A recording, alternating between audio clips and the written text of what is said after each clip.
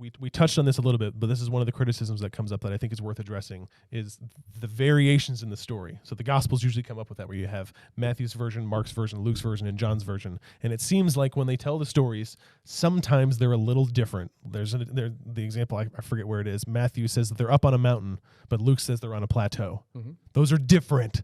So that must be that it's not trustworthy. Made up. Variations like that. So how do we deal with, I mean, that's a small example of maybe there's just a flat part of the mountain. And so Luke says plateau, Matthew says mountain. But when it comes to differences within those stories, how do we reconcile that? Are they contradicting each other? Are they less trustworthy because of that? How do we deal with that? I think that it's really helpful to just take a step back and say, okay, are we trying to understand, or are we trying to make a point with our opinion for whether it's true or not? I was thinking, in knowing that we were going to film today, I was thinking, if we were to tell the story of me coming to Northpointe, being on staff at Northpointe 8 years ago, I would tell it. I would tell my story. That would be easy. If you ask Chris, who was managing the process from the church's perspective of how Rick came to Northpointe, he would tell a different story. It's the same story, right? But from a completely different perspective. There would be things that he would see and that were significantly meaningful from his perspective that I may not mention or may not be a big deal to me at all. Yep. And then things that would be very meaningful to me that doesn't matter to Chris. Yep. And if you were to ask Jake that same story, he is a couple of years removed, but he's heard the story told a whole bunch of times, and he would probably tell it differently with some pieces from both of us. Yeah. When you look at the Gospels and recognize that some are first-person accounts, one of those accounts is Mark's. His information probably came primarily from Peter. Mm-hmm. He's writing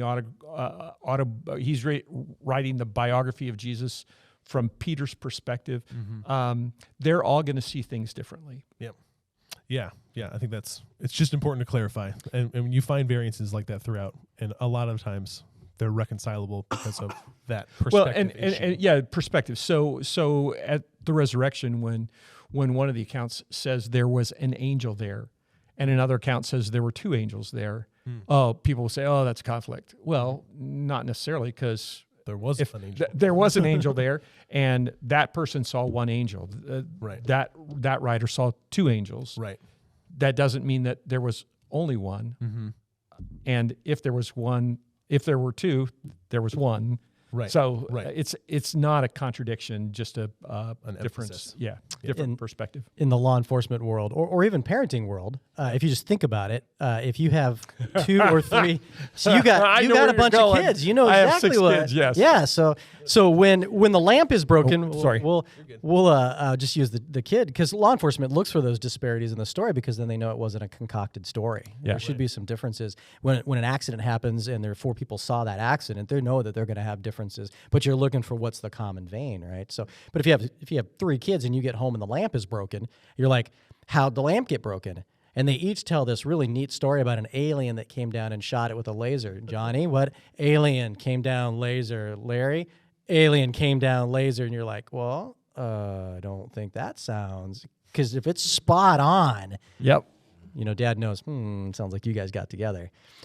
Again, in law enforcement, it's why I hope I'm not like sharing secrets here, but they will often separate individuals into different places and do different interviews, because they want to hear a non-concocted story. Right. So the fact that there's differences in the Gospels, for example, that's actually a point in the validity column, right, and not a point in the right. Yes, because the criticism would arise that they're just copying off each other's papers. If Matthew is exactly like Mark, is exactly like Luke, is exactly like John, I would have questions. Yeah, that would be an understandable reaction of, well, why do we have Mark, Luke, and John if they're exactly the same as Matthew? They're just copying each other's papers. They're cheating on their homework. Yeah. That was always the thing, right? Like when people would ask to copy my homework. Which you never... Right, they copied my homework, for sure. It wasn't hypothetical, you would never do that. So right, no, I wouldn't do that, obviously. But it was always, hey, bro, just change a few answers, right? And also shout out, thank you, Billy, for helping me get through geography in high school. Way to go, Billy. Yeah.